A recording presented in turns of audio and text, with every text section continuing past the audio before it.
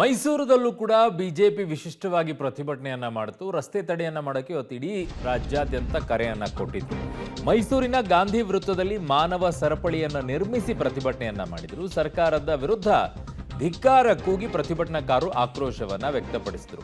ತೈಲ ದರ ಏರಿಕೆಗೆ ರಾಜ್ಯಾದ್ಯಂತ ಈಗ ಆಕ್ರೋಶವನ್ನ ವ್ಯಕ್ತಪಡಿಸಿ ಇವತ್ತು ರಸ್ತೆ ತಡೆಯನ್ನ ಮಾಡಿ ಬಿಜೆಪಿ ಪ್ರತಿಭಟನೆಯನ್ನ ಮಾಡ್ತಾ ಇದೆ. ಮೈಸೂರಿನಲ್ಲೂ ಈ ರೀತಿಯಾಗಿತ್ತು.